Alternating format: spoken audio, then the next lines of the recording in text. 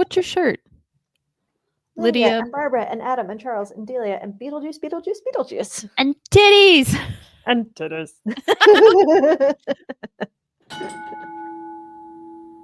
Stand by please, electric sound, wardrobe, wig, stage management, stage crew, flyers and all technical departments.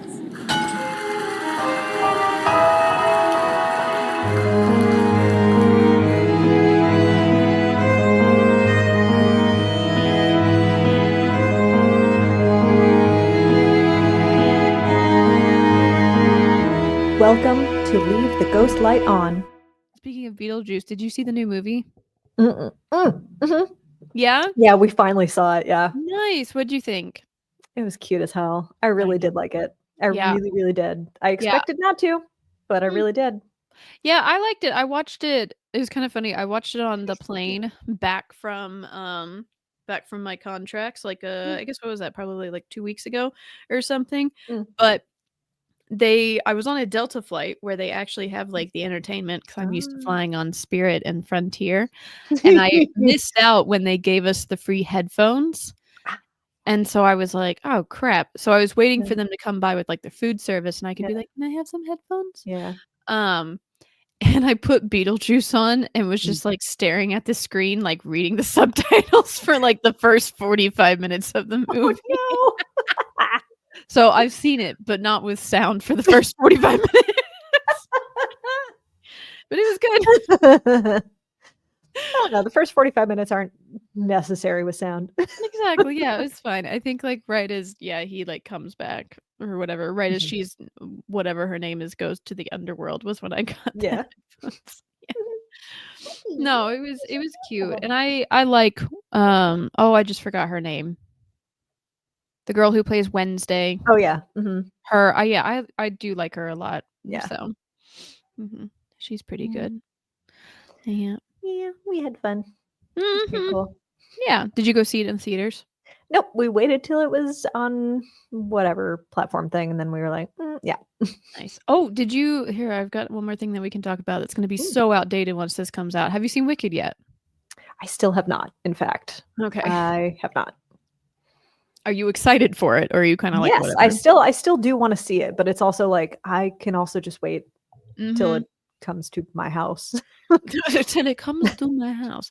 Well, so it came out while I was at a Gunquit, and a lot of the people there were very, very excited about it because being around theater people and whatnot.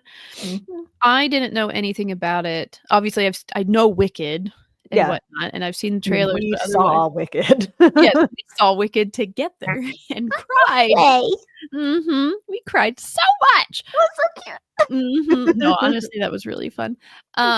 But I was invited to go and see it, and I was like, no, like I kind of want to go see it either by myself or just once the craze has died down a little bit. And it was the very last night, literally driving people home from the opening of Frozen at a Gunquit, where somebody was telling me that it ends with defying gravity. Yeah. And I was like, yeah, because they're making part 2 that comes out next December. I had no idea. That's called a money grab. Yeah, I had no idea. Well, because I was even like the first time that I got invited, I was like, I don't know. Like, I don't really want to be up that late. I don't want to spend that long at the theater because I looked up and I was like, 3 hours. Yeah, it's 2.5 hours long. And I literally in my mind, I was like, man, half the story. Yeah, well, and I didn't know it was half the story. And I even thought 2.5 hours was long to tell the whole story. Yes, it is. So the fucking musical isn't even that long. No, it's not. And so that's why I originally said no, because I was like, that's too long. And then finding out that it ends at defying gravity, I was like, excuse me. Yeah. Also, I don't know if anybody knows this. The second half of Wicked is boring. Like, it's not the part you want to see. Like most Broadway musicals, you go for the first half and then you just have to stay for the second half. Until you get to that 11 o'clock number and you're like, oh, right. Yeah, here's a great number. Okay. That is true. I think the only show that I like listen to the soundtrack from start to end is Hadestown. Oh, I consistently go back and do it. Yeah, no, I listen to that one a lot, but like shows like Hamilton, like I hit a point where I stopped listening to it every single time.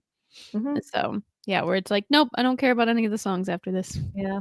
Oh, I guess we Well, could start, right? Oh, yeah, mm, hello, hi, welcome to Leave the leave the Ghost ghost Light light On. on. This is a podcast, Your and I'm paranormal Danica, theater and tragedy that's podcast. Jill. Yay, Hello, and we are we here. do this. We are here. For anybody where this is your first time seeing it, we tell stories. They. We tell stories about tragedies and paranormal theater stuff. Woo! So, and it is fun. Oh, and We it's your turn to start because you have Yes. a tragedy this week. Yes. I still really like the fact that, like, I say it a lot, but I love that we do the tragedies first because, Yeah. like, I feel like they're very sad and then we just, like, move on. What? So yeah.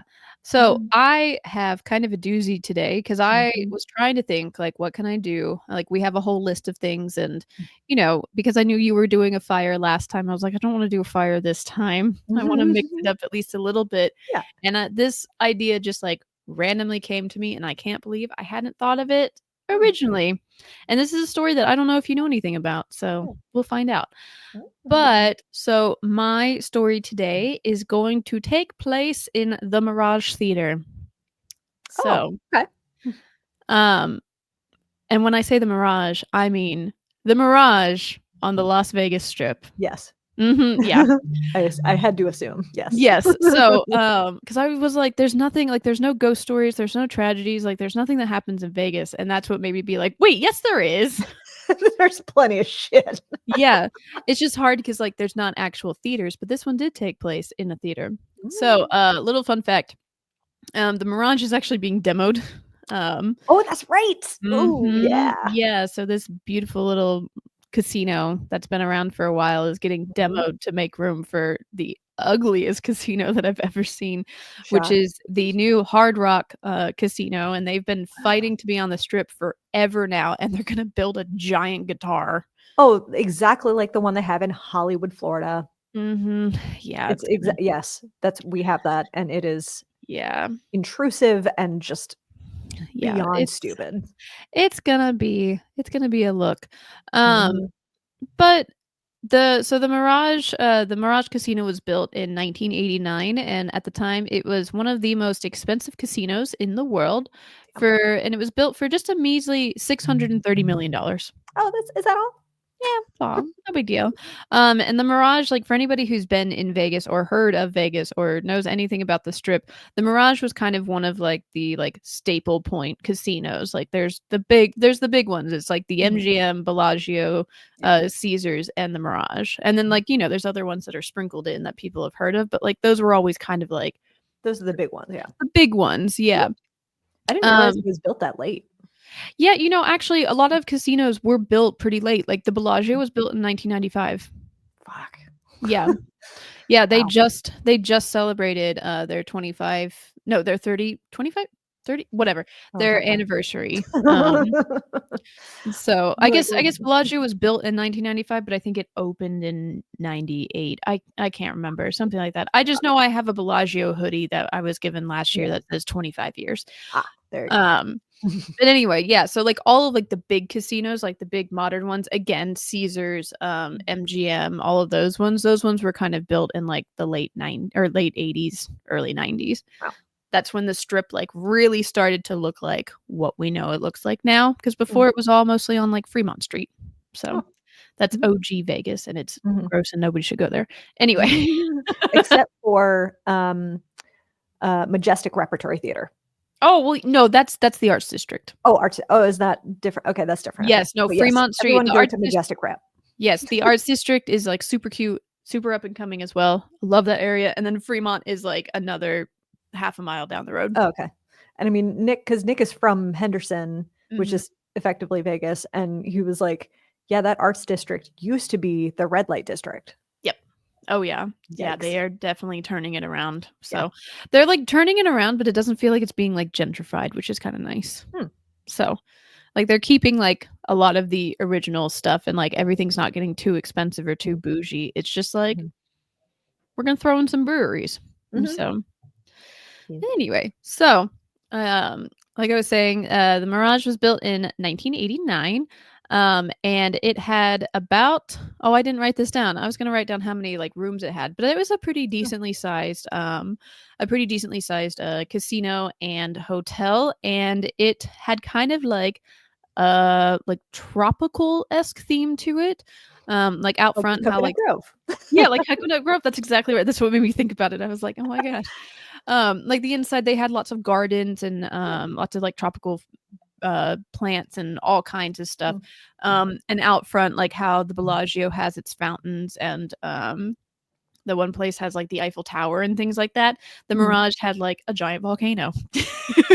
Yep, normal That would stuff, you know. yeah, that would shoot off every so often. Sure. It was very funny. Sure. Very random fun fact, apparently, because they've demoed where that was. It was, like I said, it was a volcano sitting in like a pond.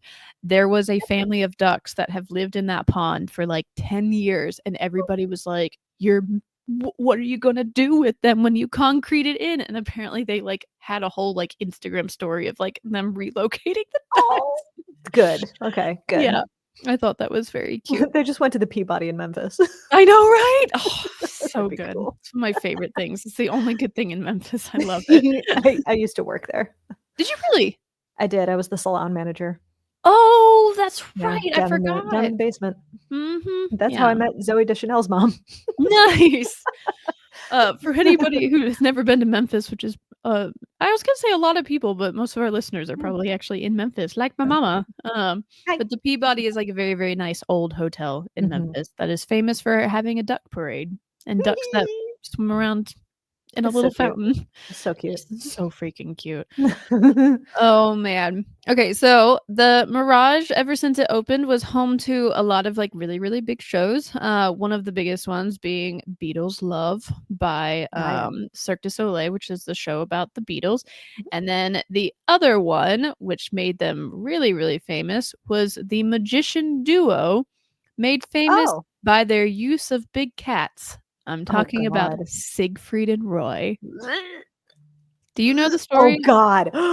Yes, I do. I had Oh, sh forgotten about this, that's why I was oh like, my "Oh." god, that never even crossed my mind. Oh my god, what a good idea. Mhm. Yes. Oh my god, Yes. yes. Oh, I'm so excited. Oh, and, fun fact, one of my coworkers, Gary hi, Gary, worked at Siegfried and Roy, Oh, so I shit. got some good, like, insider Oh info. my god. So, Siegfried and Roy, it's probably a name that a lot of people recognize. They were a Mhm. very, very, very famous magician duo. Again, made very famous by the use of their big cats, very specifically with white tigers and white lions. Yep. They loved those things. They performed at the Mirage from 1990 to 2003 in the Siegfried and Roy Theater. So that's technically Ah. what I'm covering. Mhm. Mhm. The theater had about 1,500 seats and often sold out 500 shows a year, making Whoa. tens of millions per year. Whoa. Yeah, so they were very good. And honestly, I watched some clips from their show and I was Mm. like, yeah, this was pretty cool That's looking. legit, yeah. Mhm. Mhm. A couple of their acts, just really quick, were they would make like big cats basically appear in cages that were hanging overhead. They would make an elephant disappear. They would levitate people, and they did like the really classic trick of putting a woman in a cage and then like throwing a tarp Oh, over it and and then pulling it she's a off, and then the tiger. lions that Yeah, So that's very cool. yeah. All right. So a little bit of backstory on the two guys. So it is Roy Horn and Siegfried Fischbacher. I had no idea. I thought Siegfried and Roy, I thought that was their last names. I Oh. was like, it's like, nope, yep, that's their first names. So Siegfried. Yeah. mhm, yeah, Siegfried and Roy. So both Roy and Siegfried were born in Germany. One of them was born, I think, in 1944, and the other one in 1939. So Wow. right when you want to be in Germany. Oh, fuck. Yeah. So they both I had did kind of like not realize they were that old. Oh, shit. yeah. Yeah, Wow. so they were born in Germany, right, like I said, right in the middle of Yeah, right in the shit. Yeah, right in the shit. So they both had some pretty interesting upbringings and whatnot. Mhm. Like one of them, like their parents were like prisoners of war, but I'm not gonna talk about that a Okay. ton because we Ugh. can really get into that history. Mhm. Um, but so Siegfried was at a very young age extremely interested in magic Mm. and practicing tricks. And so he found a old magic book in a little bookstore and started practicing and all Mhm. that kind of stuff, and eventually moved to Italy to work in a hotel Fun. when he was 16. Hmm. Roy was interested in animals from a very, very young age and attributes a lot of his love of animals to a very good relationship he had with the family dog when he was Mhm. very young. Mhm. His family also had a friend who was the owner of the Bremen Zoo, which gave him Oh, access to a lot of exotic animals. that's very cool. Man, Yeah, I want a friend that has zoo connections. Come I on. know, right? Oh, Jeez, I worked at the zoo, oh my god, I'm so but as a face painter. well, yeah, but you still got to be around the cool creatures. I did. I worked right outside the lions. It was fun to know all the Mhm. little fun facts about them. Um, so the 2 met while working on a cruise ship called the TS Bremen. Roy was a waiter and Siegfried was a magician, Mm. showing off his little performances. They became friends when Roy was brought onto the stage to assist Siegfried with a trick. Oh, Which I'm like, "That's that's so very cute. cute." Um, then there's little to no information about this, but it just says they were both eventually fired for bringing a live cheetah on the ship. Where did the cheetah come from? Standard, How did they get it on the standard, ship? you Why hear did it they have 1,000 to? times. Who knows? Everyone tries to do it. I I mean, know. But yeah, so that's what? all it says about that. Um, but Imagine having to tell people that, I know, right? I got before you fired. get known My for working with big cats, like, "Well, I got fired today." "Oh, no, why?" happened. "I tried to bring a cheetah on a cruise ship." Like, Just like, what? "Not Oh, again, man. Roy." This is the 3rd time this month. Oh, man. So, eventually, they both started, performing together at, nightclubs and on different cruise ships, incorporating, Siegfried's love of magic and Roy's love of large cats, mostly tigers, and so they started to kind of incorporate that around, like, the '50s. The duo was eventually picked up by a man called Tony Ozzy, and was brought to Las Vegas to perform in 1967. Wow. During that time, they performed a different variety shows, and doing like their act here and there, jumping around different buildings before they were eventually given their own show at the brand new Mirage in Mm. 1990. That's a long time to be bouncing Right? around. I know. That's Yeah. What is that? That's 40 20. years? 30 years? Yeah. No. That's 30 60. years. No, that's 20, 23 years. That's a long Yep. time. No, that's still a very long time. And What? they essentially, like, started out, just kind of, like, in the variety show and then eventually became, like, the, like, finale people. But yeah, 23 years. Damn. Vegas has got a Gotta pay lot your of. dues, man. Yeah, exactly. And then they were at the freaking Mirage from the 1990 to 2003. Damn.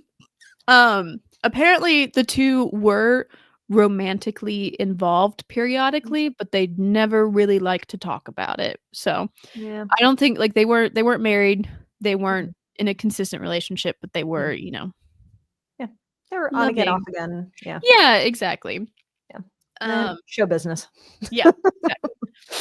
At the height of their career, they had 52 tigers and 11 lions. Whoa, I had no idea they had that many. Mhm. Holy hell. Yes, and they all lived, across 7 acres in the Magic Garden. Oh, Um, so at least they had only a lot of space for them, that's great. Yes, so that was one thing I was gonna kinda talk about is that, Hmm. like, for the most part, especially after, did you watch Joe Exotic and Oh, I fucking did. yeah, all that stuff? I sure did. Yeah, it's one of those things where, like, that brought to light a lot of, like, the mistreatment of animals and all that kind Mhm. of thing. For the most part, what I could find is they treated their animals very well, or in the same way that Ringling Brothers treated their animals well for the time, they treated Mhm. them well for the time. For You the know, times, like, yeah. Yeah. nowadays, like, we obviously have Be like, much, much, much higher standards yeah. and whatnot, but, like, for the most part, Roy loved all of his cats and treated them like his children and, Mhm. like, took very good care of them. They all had tons and tons of space, Awesome. and then they, like, lived, like, on his property, and eventually when the show closed, they sent him to, like, reserves and all that kind of a Oh, thing, awesome. so Okay, good. Good, yeah, good. That's and then really good to even hear. yeah, and then even at the Mirage when they were performing there, they had like, that's what they had, like, a whole space where you could actually go Sweet. see them, it Oh, was cool. basically like a zoo. So it's not like Oh, they were, like, nice. shoved in cages Right, necessarily, yeah. except for, during performances. Mhm. Um, that and also when I tried to look it up and I asked my coworker Gary, I was like, "Were they treated well?" And Gary was Mhm. like, "Yes, they were treated Good. very well. They were fed Yay. very well." And the only article I could find when I looked up, like, "Did Siegfried and Roy treat their animals nicely?" was a fucking article by Carol Baskin. And I don't trust her because she killed Wow. her husband She sure slashed did. him. She sure did, That and she was sucks. yeah, she's just a nutcase, but yeah, Oh, yeah. that was literally the only article I could find about, like, mistreating, and it's like, "Fucking shut up, Of Carol all Baskin." people, you have no room to talk. No, like, your facilities looked like shit too. Yes. So, Mhm. anyway, but that song about Carol Baskin was the best thing to come out of 2020. Although I will say, my friend Elgin, does the best impression of Joe. Oh, no. Oh my god, and he does this incredible song. I have to yes, mhm. Mhm, okay, I'm gonna wanna Shout out hear to Elgin. Everyone check it out. Love it. Also, really, really quick before I get into talking about the actual tragedy. So the Mhm. reason that he had so many tigers and lions, like Roy was obviously, in love with these animals and, was breeding them for the show and Mhm. everything. And obviously, if you love something, sometimes you collect it. But a lot of the reasons why he had so many was because they could only perform from like 6 months to when they were about five.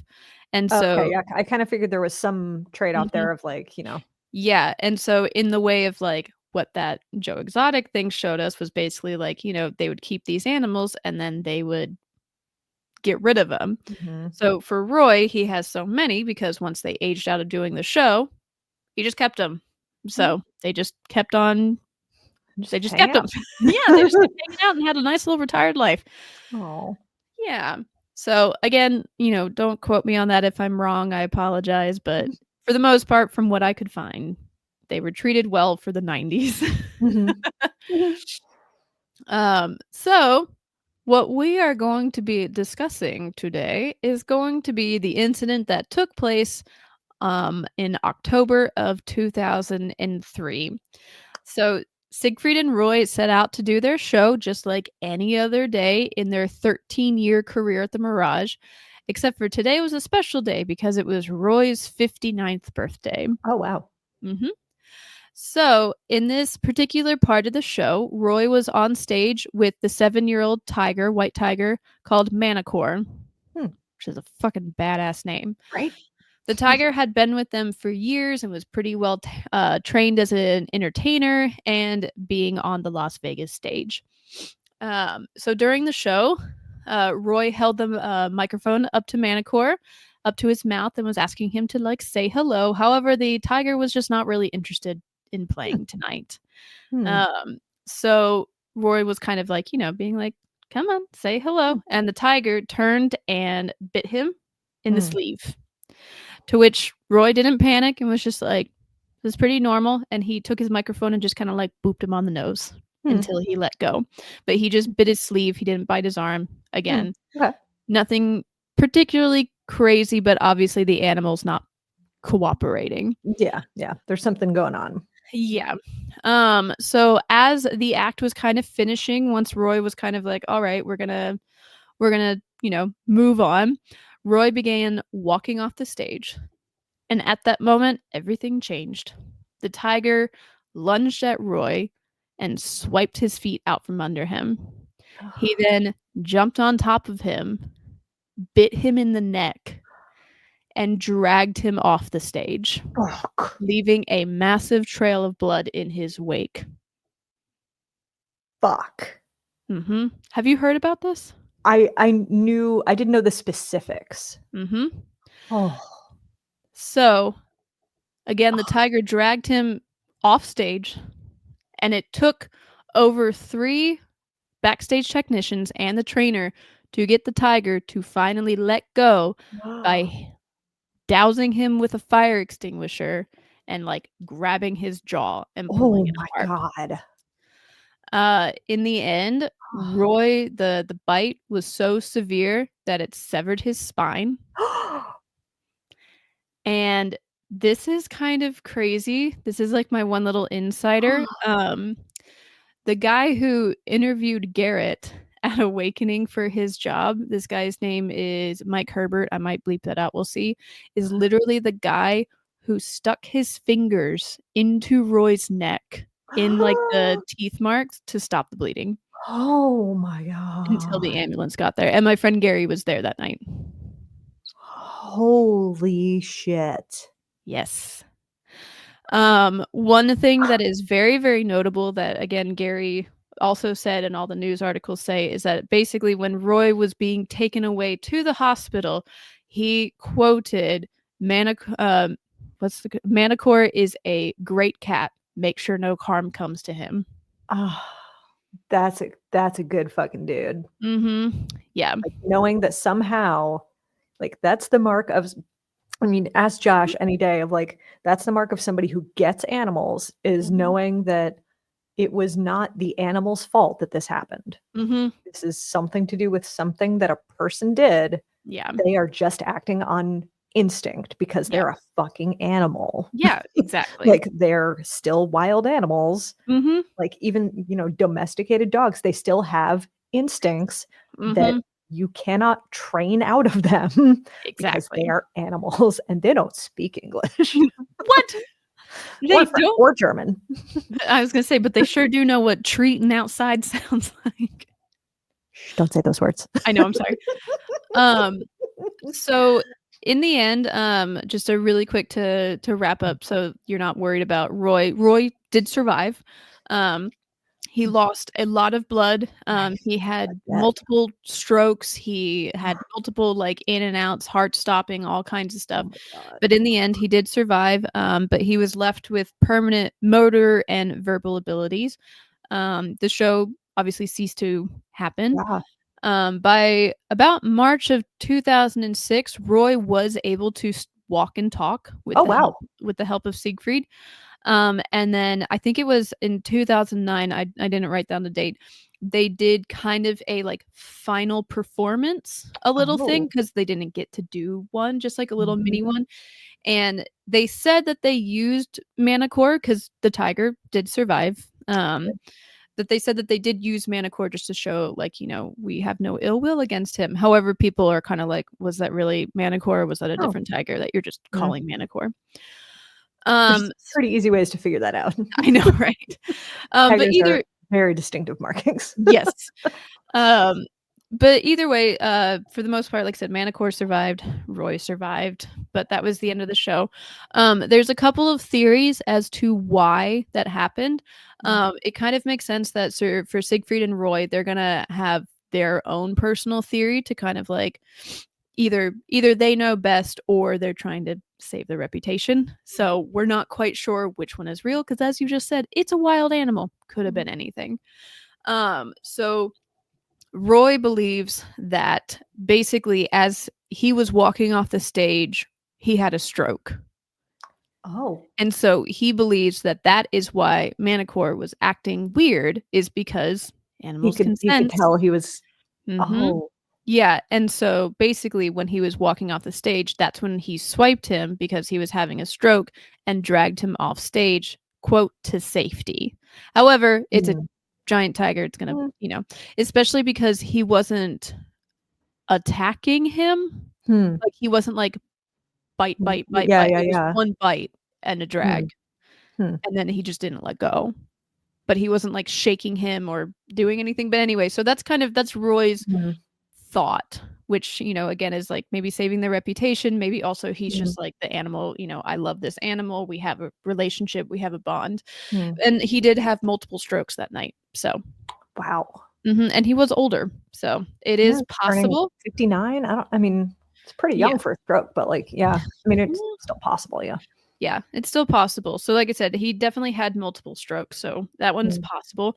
Mhm. The other thought is so the trainer, Lawrence, has come out and said that Manticore, yes, was a tiger who has been on stage multiple times. However, for some reason, Roy was changing the choreography on Hmm. stage without rehearsing it. And so Mm. the tiger was getting confused and getting frustrated and wasn't able Mm. to concentrate and act the way it usually does Hmm. and whatnot. And so therefore got, agitated and acted Hmm. out. However, Hmm. Roy and Siegfried have both been like, no. Hmm. Okay. Lawrence was a nutcase. We don't believe Oh, him.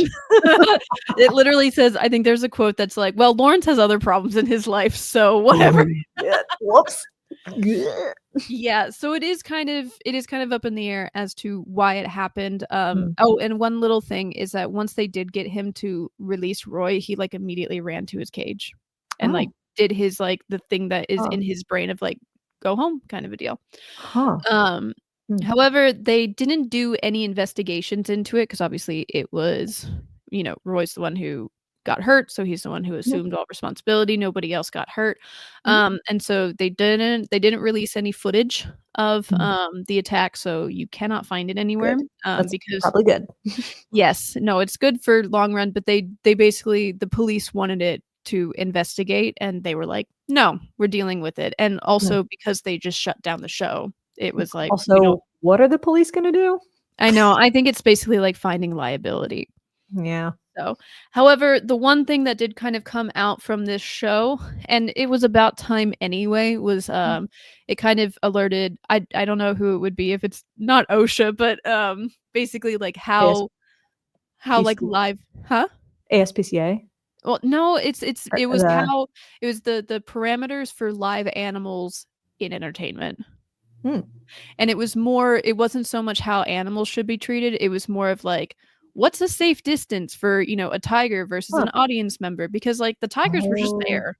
There wow. were no cages sometimes, and, like, Yeah. you were 10 feet away from a tiger, so it was after this incident, there was a lot of that, of like, I okay, like, Mhm. how far away is, far enough? Like, what should the restraints be and all Mhm. of like, what should do we need tasers? Like, that kind of a thing. There was Mhm. a lot of those discussions. Okay. So but we're also in a day and an age now where they just straight up don't use animals anymore.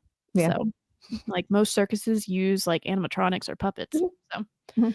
so, yeah, especially when it comes to big cats. So, that's kind of the roundup of the Mhm. after effect.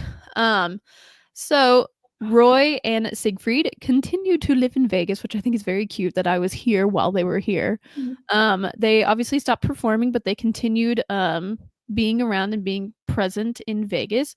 However, sadly, on April 28th, 2020, Roy did die from complications from COVID-19. Right. I do remember hearing that, yeah. Yeah, and then these 2 had to have been in love. I'm gonna pretend that they are because their relationship was just very cute. But, Siegfried died about 6 months later in, January 11th of 2021 from pancreatic cancer. Oh, shit. Mhm. I didn't Yeah, remember so that's what it was, yeah. yeah, so Roy was, I think, 76 or 75 to 77, I can't remember, and then Siegfried was, 81. So, yeah. That is Wow. that is the story of, Siegfried and Roy. Oh, and, they really quick, they continued to, like, breed and have their tigers for a while until I think they said 2015, and Oh, then wow. they sent, most of them away to a nice little reserve up in Oregon, and Oh, some yay. of them Oh, should still be there, and Manicore I don't know what the lifespan of a tiger is, but Manicore lived to be 17. yeah, So, I would guess in the wild it's probably I thought it was like 20 some I thought it was like normal, like other cats. yeah, I'm gonna look it up because 'cause I'm Yeah. curious. Oh, damn. Hmm. Oh, yeah. Manticore had a very nice life. The lifespan of tigers in the wild is between 10 and 15 years, Oh, and in the human care or in captivity, is up to 20 years. that's very cool. Yeah, so he lived to be 17. So, That's awesome. yeah, so it was kind of Yeah. it's a horrible incident and an absolutely Yeah. crazy situation, but Yeah. everybody ended happy. Happy ending. Yeah. Yeah. Again, though, I still think it's crazy. Like, I remember my coworker Gary, like, telling me about how hand in teeth holes. Yeah. Blep. But yeah, Gross. that is the story of Siegfried and Roy at the Wow. Mirage. Wow. Wow. Good Mhm. stuff. Thank you. Yeah, thanks for that one. I was excited for that one. Alright, I need a bio break. I gotta pee so bad. Okay, a bio break. Like, I just got my email from, Cabaret. Mm. It was very cute because usually you just get, like, you're like, "Hey, your show's happening soon. Yeah. Have fun." This one was like, "Willkommen to the Kit Kat Club." Oh, yay. And it's like a whole Oh, thing. this is gonna So be incredible. I That's know, gonna be I didn't cool. realize it, but it said, "Try to come the doors open at 2:15. We suggest you come at 2:15 so that you can explore the club because you can go everywhere, Mhm, and it is a mhm. whole immersive experience, and Yes, there's it a whole is. prologue," and I was like, Oh, "Oh, that's yeah. cool." Mhm. So, I don't know anything about cabaret, so I'm excited. Oh, ugh. Yeah, I all I know even is Aaron Tveit singing Meine. Oh my god. I can't wait to hear about your experience with that because it's supposed to be incredible. Yes. Spooky ooky time. It's spooky cookies time. Beep, beep, beep, beep, beep, beep, beep. Oh my god. Okay, so I'm gonna take us to the Palace Theater on the Broadway. So this one's Mhm. really, really fun. So the Palace is at the southeast corner of 7th Ave and 47th Street, Manhattan, at the northern end of Times Square. The theater itself has been housed in 3 buildings over the years, but the original theater building, which was completed in 1913, has been renovated twice in the last century. So the theater was originally founded by Martin Beck, who some people might know as a vaudeville entrepreneur, but he was also the person who founded the Orpheum Circuit Hmm. and also founded the Beck Theater, which is now the Al Hirschfeld. Ah, Yeah. Mhm. So it was that's where originally Moulin the Beck Rouge Theater. is. Yeah, that was originally the Beck Theater. Nice. Um, he's also responsible for the success and the very first big break. He is credited with giving Harry Houdini his big break. Harry Houdini. Yes, there you Nice. go.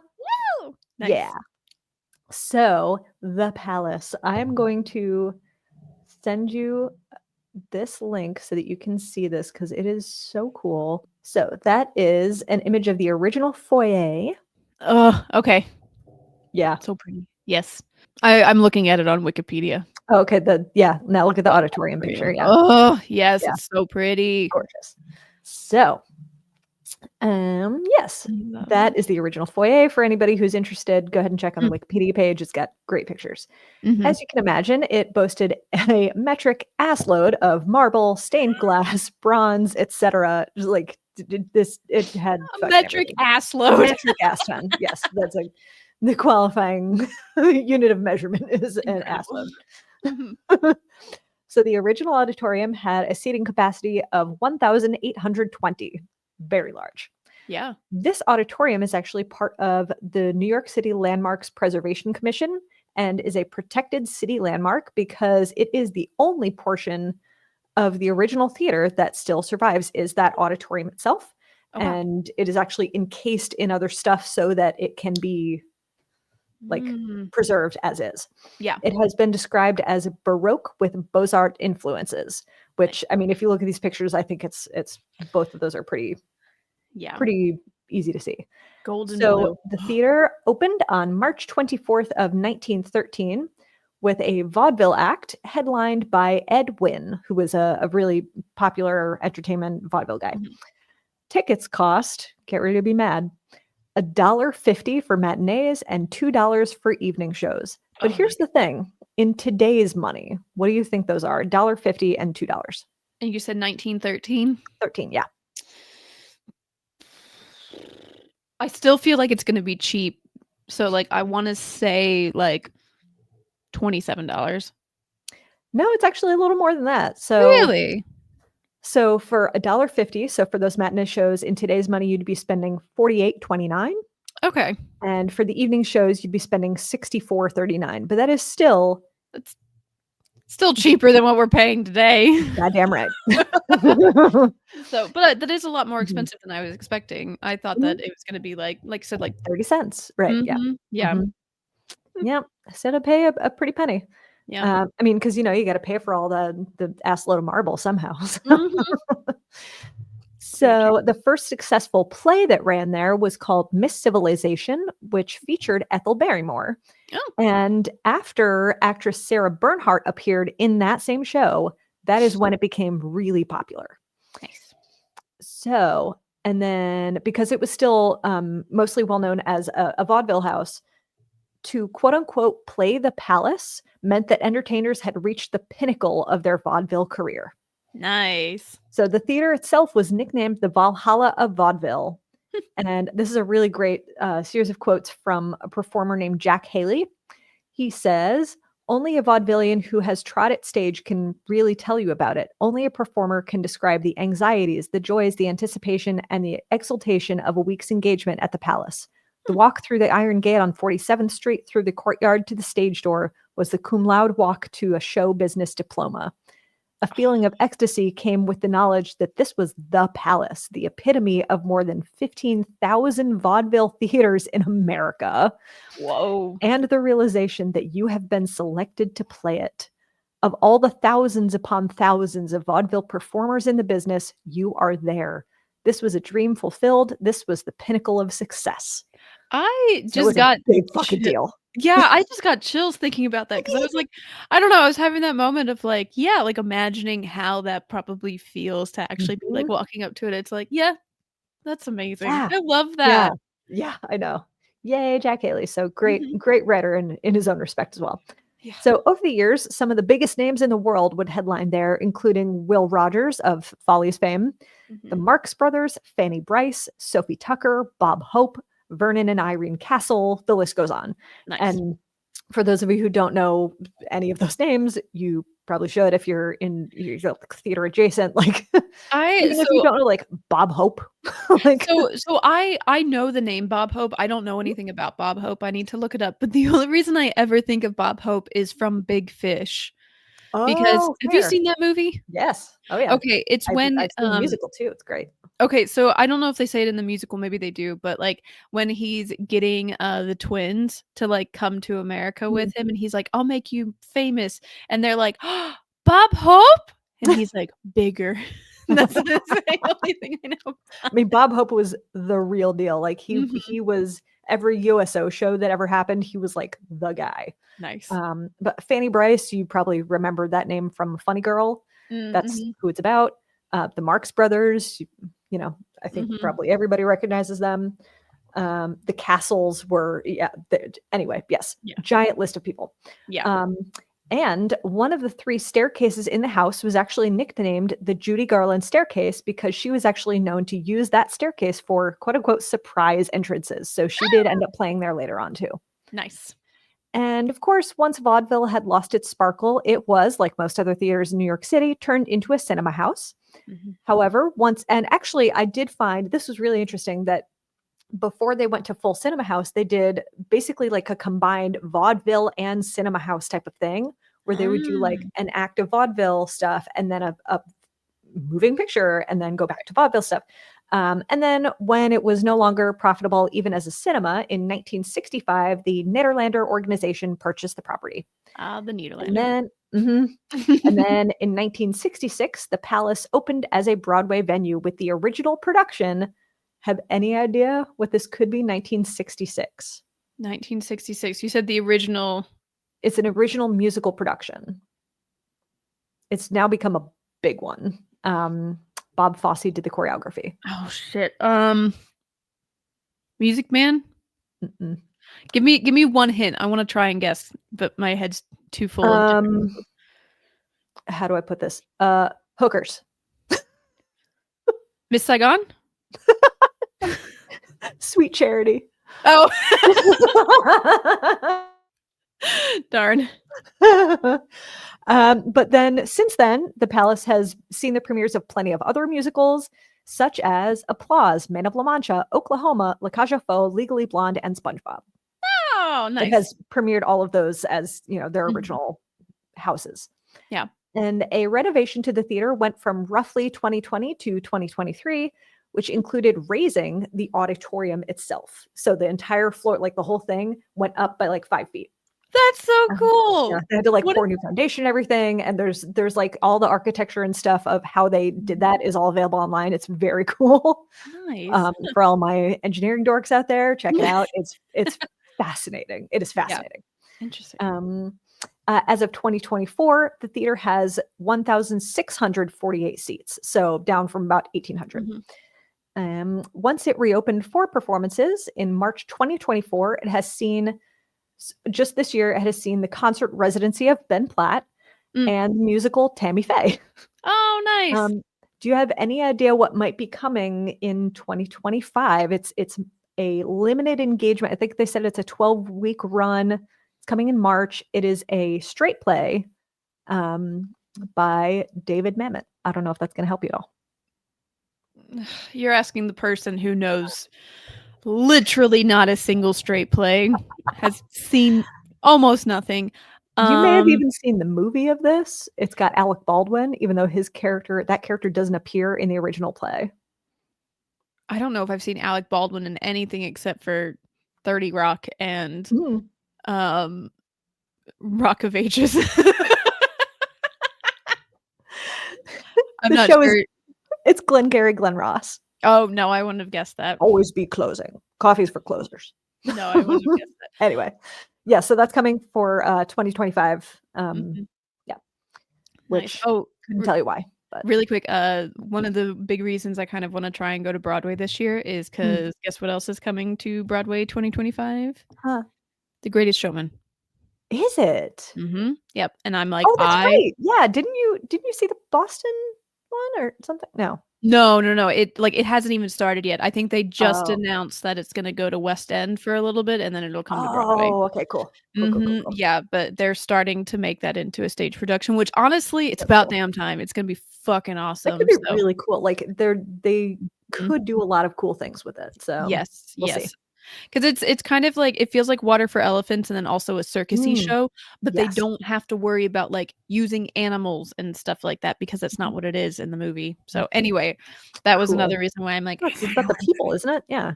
Yeah, it's about the Yeah. people. So, Yeah. I mean, it's like yeah, they have, like, almost no animals in the whole movie. So, Cool. you haven't That's seen that movie yet, right? I have not. Girl, when I come visit, we're gonna watch I'm it. getting there. Okay. So now it's time for the spooky ookies. Yeah. Okay, this is amazing. So, the Palace is reputed to have more ghosts than any other Broadway house. Mm. Mm. The most interesting one to me, and the one that we have the most information about, is supposedly the ghost of acrobat Louis Bosalina. And observers have said that the ghost is a white clothed figure swinging in the air before emitting a blood curdling scream and falling to the floor. And this is because Louis Bosalina, who was a member of the acrobatic act, the Four Casting Pearls, that was the name of the acrobatic act, Mhm. was injured, not killed, injured when he fell 18 feet during a performance on August 28th of 1935 before 800 theater goers. Oof. The act was not a trapeze, but rather fixed towers in which the acrobats were quote unquote cast from one to the other. So it's kind Yes. of, yeah, Mhm. it's the swingy, Yeah, I can see whatever. it, yeah. The Palace is reputed to have more ghosts than any other Broadway house. Mm. One of the ones that I think is the most interesting and the one that you can find the most information about is the ghost of acrobat Louis Bosalina, Nice. who allegedly haunts the theater.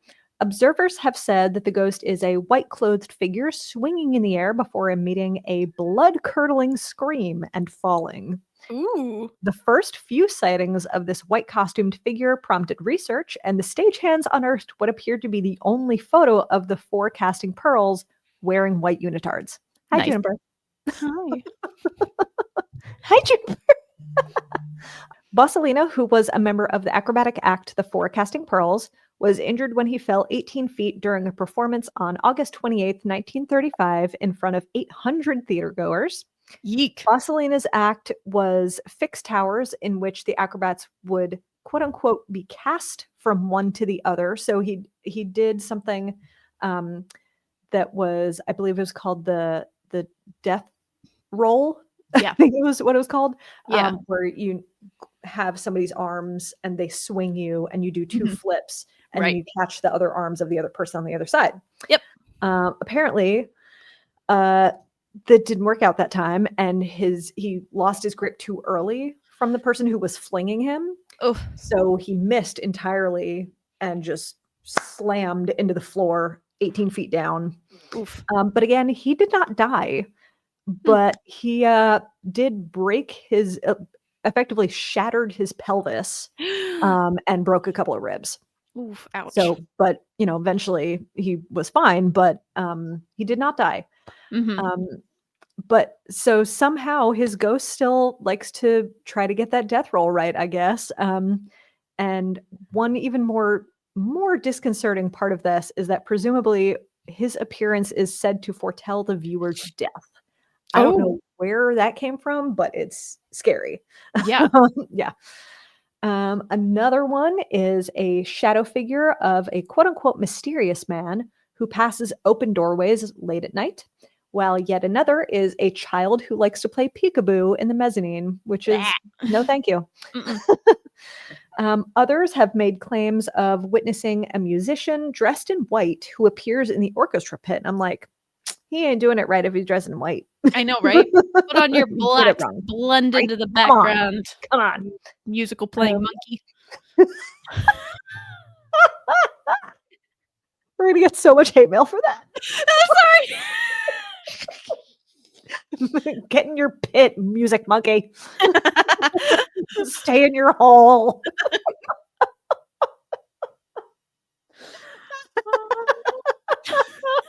Oh my I didn't God. mean it, I swear. Don't haunt me.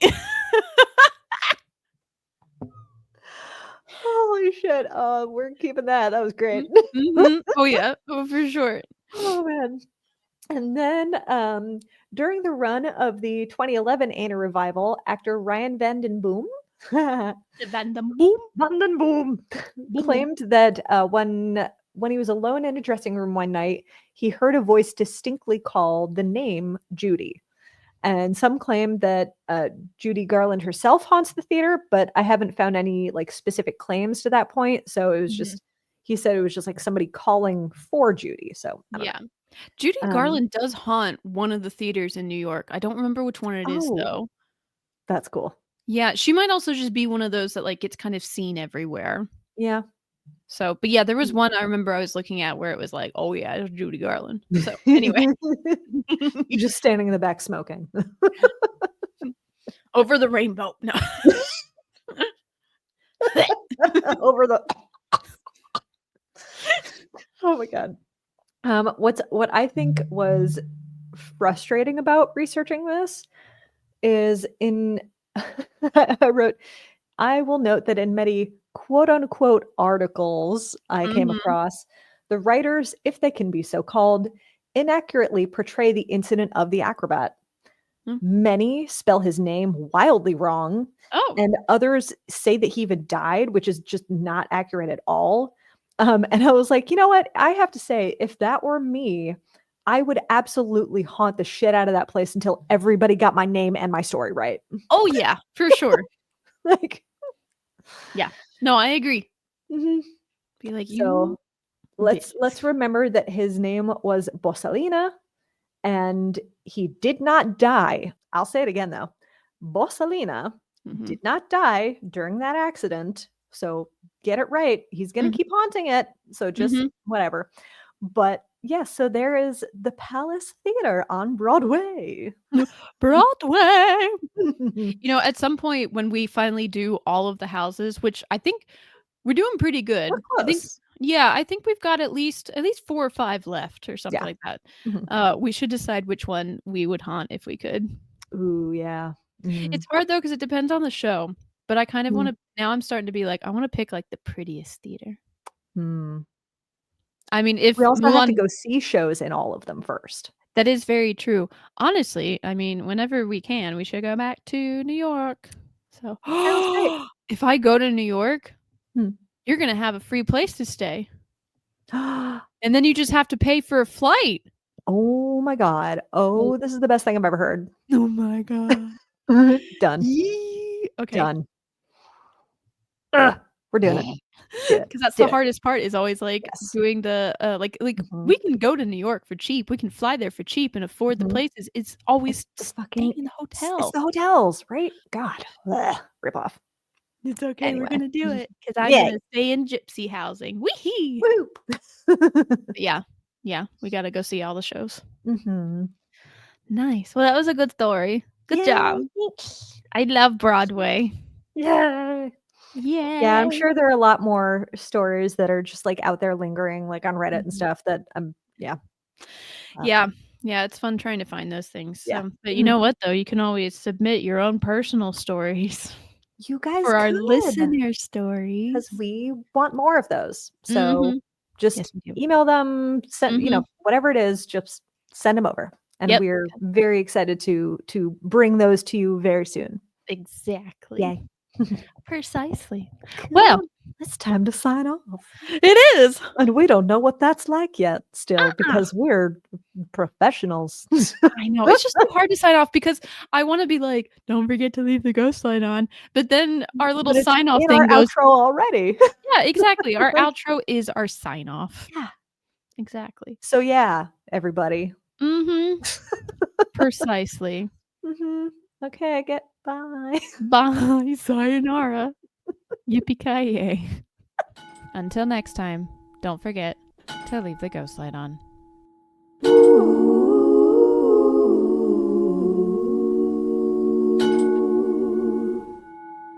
Thank you for joining us.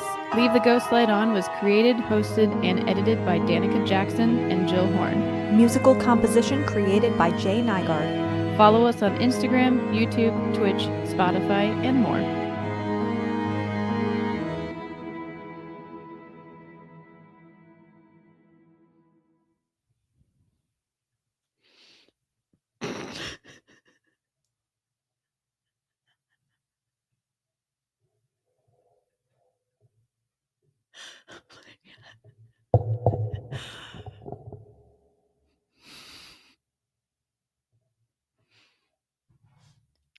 Careful, Juniper. Oh my gosh, I was hoping you were gonna come back in time. Juniper literally got on my computer. I'm gonna leave it in, but she literally got in my computer and like I was like, "Oh my god, Danica, come on, come on, come on." Damn it.